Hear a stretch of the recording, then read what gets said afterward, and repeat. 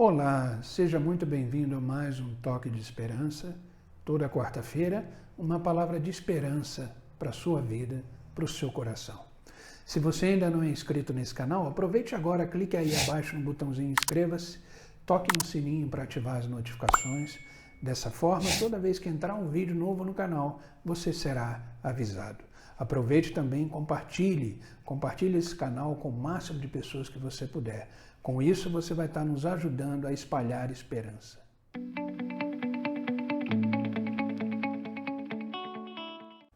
A leitura bíblica deve se tornar um hábito na nossa vida, porque é através dessa leitura que conhecemos a vontade de Deus para a nossa vida. É através dessa leitura bíblica que entendemos quem é Deus, porque a palavra de Deus é a verdade absoluta. A palavra de Deus é uma verdade inquestionável. É uma verdade que há anos e anos e anos perdura. Pois o próprio Deus disse: céus e terra passarão, mas a minha palavra jamais passará. Então, eu aproveito esse vídeo para te desafiar a ler a palavra de Deus todos os dias e fazer dessa rotina diária um hábito. Amém? Por que eu estou dizendo isso? Desde abril, a igreja que eu frequento, a minha amada igreja Comunidade da Esperança aqui em Piracicaba, ela vem lendo a Bíblia desde o início. Então, em abril começamos a ler Gênesis, terminamos Gênesis agora em maio e já iniciamos o livro de Êxodo. E segunda-feira, ao iniciar o livro de Êxodo, capítulo 1 e capítulo 2, um versículo me chamou muito a atenção. E é nele, é sobre ele, é ele como base que eu quero iniciar o toque de esperança de hoje. Então, se você tiver com a sua Bíblia aí, abra comigo no livro de Êxodo, capítulo 1, versículo 12. Capítulo 1, versículo 12. Diz assim, preste bem atenção nesse versículo. Todavia, quanto mais eram oprimidos, mais numerosos se tornavam e mais se espalhavam. Por isso os egípcios passaram a temer os israelitas. O livro de Êxodo fala sobre a libertação do povo hebreu, que era escravizado por Faraó, escravizados no Egito. E Faraó oprimia esse povo. E quanto mais ele oprimia, mais numerosos se tornavam. Então, quanto mais eles eram castigados, quanto mais eles passavam aflições, mais eles frutificavam, mais eles se espalhavam pelo Egito. E isso fazia o povo egípcio temer os israelitas, temer o povo hebreu. E é interessante, duas frases, chamaram minha atenção nesse versículo. Quanto mais eram oprimidos, mais numerosos se tornavam. Ou seja, eles se multiplicavam, eles se procriavam, eles davam frutos. E Satanás, ele usa situações, ele usa pessoas, e ele não perde a oportunidade de incitar os homens contra o povo de Deus. Então, os desafios, eles são naturais. As aflições da vida são inevitáveis. O próprio Senhor disse isso. No mundo tereis aflições, mas tenha bom ânimo. Eu venci o mundo. Então, isso aí a gente não pode negar. As aflições existem. Elas fazem parte da nossa jornada de vida. Porém, devemos enxergar as nossas aflições como oportunidades para frutificarmos. Oportunidades para crescermos, oportunidades para exaltar o nome do Senhor no meio dessas tempestades. E esse versículo de Êxodo me chamou muito a atenção, porque eu não tenho ideia de como eles sofreram. Eu não imagino como eles foram castigados, porque a mão destruidora de Satanás, porque Faraó representa uma figura representativa de Satanás. E o Egito é uma figura representativa do mundo. E esse mundo que vivemos, ele nos oprime. com seus ideais, com seus valores, com seus princípios que estão completamente virados do avesso. E isso nos oprime, isso nos deixa triste, nos deixa angustiado, é natural. Mas diante dessas aflições da vida, como é que podemos frutificar? Lembra o que eu comentei, na luta, nas aflições, ali devemos ver as oportunidades que existem para frutificarmos, para crescermos, para exaltarmos o nome do Senhor. E surge uma dúvida, né? Como gerar frutos no meio das aflições da vida? Como frutificar no meio da opressão, no meio da angústia, no meio da tristeza que nos assolam? Como frutificar? Eu separei aqui 3 pontos importantes que eu percebi na palavra de Deus durante as leituras. Eu não leio só Êxodo, mas eu vou lendo a palavra de Deus diariamente. Eu faço o meu devocional todo dia, inclusive eu posto aí nas minhas redes sociais. Caso você queira acompanhar, eu vou deixar aí na descrição um link, tá? dos devocionais diários. Inclusive eu tenho um grupo no WhatsApp, caso você queira fazer parte. Amém? Então aí na descrição do vídeo você vai encontrar aí os links dos devocionais que eu já faço há muitos anos e coloco nas minhas redes sociais, porque eu, como sou da área de TI, eu acredito que eu devo usar essa ferramenta para espalhar a esperança, essa ferramenta para propagar a palavra do meu Senhor e do meu Deus. Então, eu quero deixar aqui 3 conselhos rápidos como frutificar no meio das aflições da vida. Primeiro, reconhecendo a nossa fragilidade, reconhecendo a nossa dependência de Deus. Esse é o primeiro ponto. Devemos entender que somos frágeis, somos como barro na mão do oleiro. E que se formos tentar gerar frutos pela nossa própria vontade, pela nossa própria força, mesmo diante da tempestade, sozinhos, não conseguiremos. Sozinho não conseguiremos. Então, o primeiro ponto é entender que, como ser humano, somos frágeis, somos fracos e que dependemos de Deus. E quando estamos no meio da tempestade, quando estamos no meio das aflições, a nossa fraqueza, a nossa pequenez, a nossa fragilidade se acentua. Às vezes eu penso que a permissão de Deus de passarmos por essa fragilidade, por essas tempestades, é exatamente para mostrar como fracos somos e quão dependentes somos de Deus. E glória a Deus por estar nas mãos do Senhor. Amém? Então, o primeiro ponto é esse: reconhece a sua fragilidade, que possamos reconhecer a nossa fragilidade e a nossa dependência de Deus. Na antiguidade, era comum guardar os tesouros em vasos de barro. As riquezas eram guardadas em vasos de barro.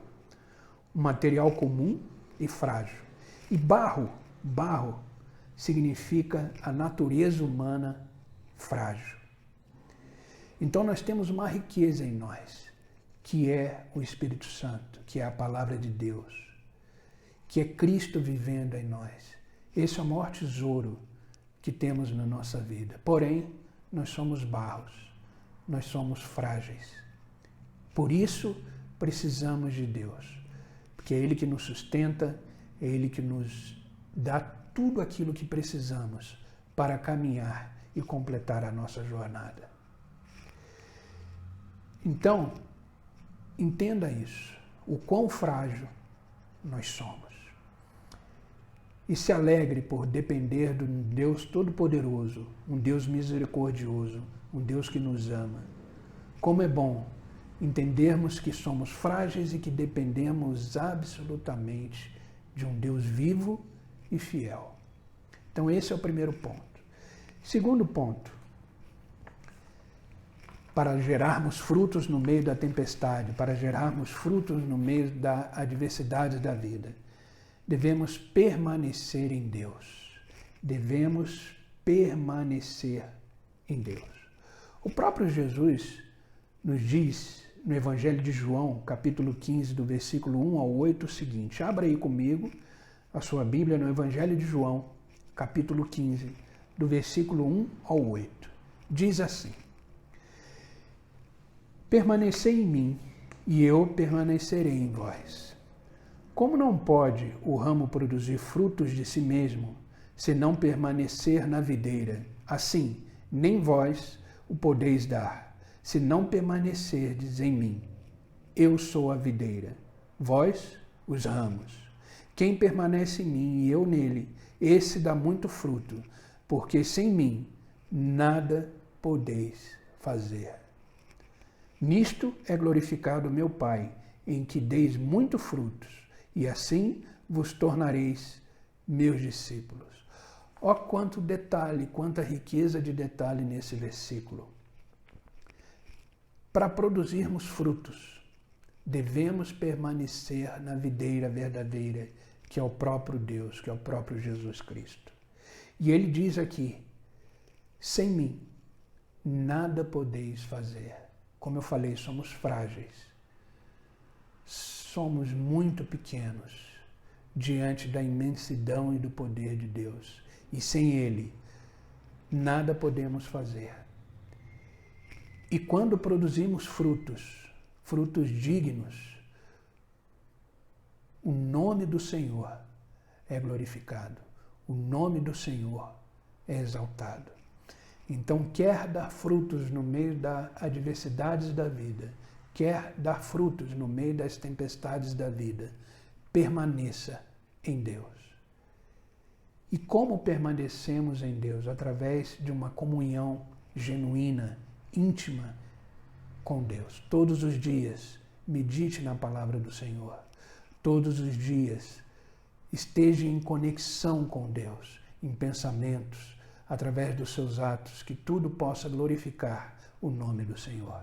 Então, o segundo ponto é esse: permaneça em Deus. Terceiro ponto: se alegrando no Senhor, independente das circunstâncias. Então, independente do que você esteja passando, independente das circunstâncias que estão ao seu redor, que possa, de repente, ser uma aflição, possa ser um medo, possa ser uma angústia, você não vê saída, você olha para as circunstâncias e para a realidade da sua vida, para os recursos da sua vida, e você acha que é o fim. Você acha que aí é um ponto final. Mesmo assim, olhando todas essas circunstâncias, se mantenha alegre no Senhor. Se mantenha alegre no Senhor. Olha o que está escrito em Abacuque, capítulo 3, versículo 17. É um versículo muito conhecido, que inclusive virou até um louvor, uma música. Abacuque, capítulo 3, versículo 17, diz assim: porque ainda que a figueira não floresça, nem haja fruto na vide, ainda que decepcione o produto da oliveira e os campos não produzam mantimentos, ainda que as ovelhas da malhada sejam arrebatadas e nos currais não haja gado, todavia eu me alegrarei no Senhor e exultarei no Deus da minha salvação. Mesmo que não haja perspectiva de melhora, mesmo que não enxerguemos a luz no fim do túnel, mesmo que as aflições parecem que vão tomar conta completamente de nossa vida, mesmo assim, nos alegraremos no Senhor. Mesmo assim, nos alegraremos no Senhor. Entenda que a nossa alegria ela não é determinada pela presença de coisas boas ou pela ausência das aflições. A nossa alegria não deve estar na nossa prosperidade e nem na ausência do sofrimento, mas a nossa alegria deve estar centrada em Deus. A nossa alegria deve estar centrada em Deus. O Senhor deve ser o motivo, o Senhor deve ser a razão da nossa alegria. A verdadeira alegria, na verdade, ela só existe, mesmo no luto, mesmo com as perdas, mesmo com doenças, mesmo com o desemprego, mesmo na crise da vida, a verdadeira alegria, ela só pode ser encontrada em Deus. Em Deus. Tiago deixa bem claro isso quando ele fala no capítulo 1, do versículo 2 ao 4, o seguinte. Tiago, capítulo 1, versículo 2 ao 4. Meus irmãos, considerem motivo de grande alegria o fato de passarem por diversas provações, pois vocês sabem que a prova da sua fé produz perseverança. E a perseverança deve ter ação completa, a fim de que vocês sejam maduros e íntegros, sem que falte a vocês coisa alguma. Devemos sim nos entristecer pelas adversidades, a nossa alma fica abatida, mas mesmo diante dessa tristeza que é causada pelas aflições da vida, devemos permanecer alegres. Alegres sim por estar passando por isso, porque isso produzirá perseverança e fortalecerá a nossa fé em Cristo Jesus. Quando entendemos isso, produzimos fruto no meio da tempestade. Produzimos frutos no meio da adversidade da vida.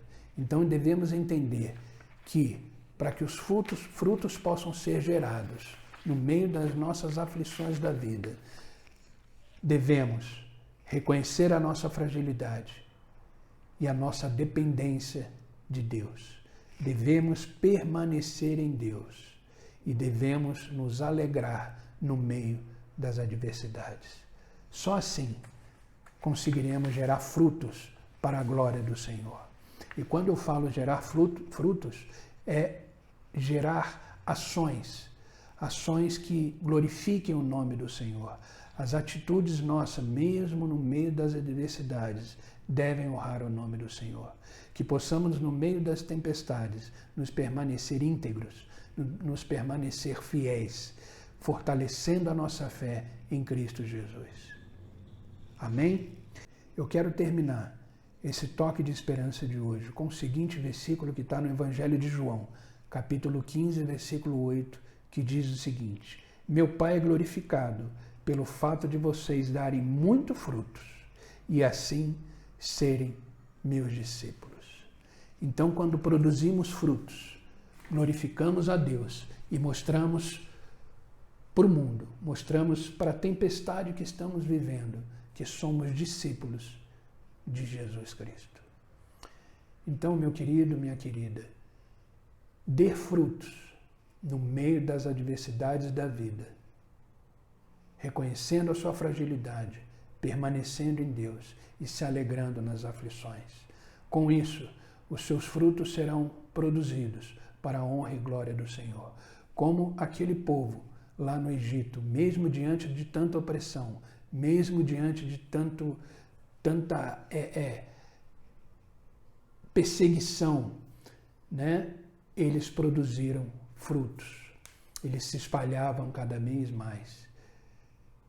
Porque esse foi o mandamento de Deus. Que a humanidade crescesse e multiplicasse, dessem frutos. Então, mesmo aquele povo, oprimido do jeito que estavam sendo oprimidos, eles frutificaram, eles se espalharam pela nação. E isso causou preocupação ao povo egito, principalmente Faraó. E aí a história a gente conhece. Nasce Moisés, e Moisés vem se tornar o libertador do povo hebreu. Moisés é uma figura de Cristo no Antigo Testamento. Então que possamos reconhecer esses 3 pontos, a nossa fragilidade e dependência de Deus, que possamos permanecer em Deus e que possamos nos alegrar nas aflições da vida. E que todo o nosso fruto seja para a honra e glória do Senhor. Amém? Então essa era a palavra que eu quis deixar hoje no toque de esperança. Tá? Que Deus possa te abençoar, que seja um resto de semana e um final de semana cheio do favor e da graça de Deus. Se você ainda não é inscrito no nosso canal, aproveite agora, clique aí no botãozinho inscrever, ative o sininho para receber todas as nossas notificações. Sempre que entrar um vídeo novo, você será notificado. Amém? Espalhe esse vídeo para o máximo de pessoas que você puder. Dessa forma, vai nos ajudar a espalhar esperança. Que Deus te abençoe.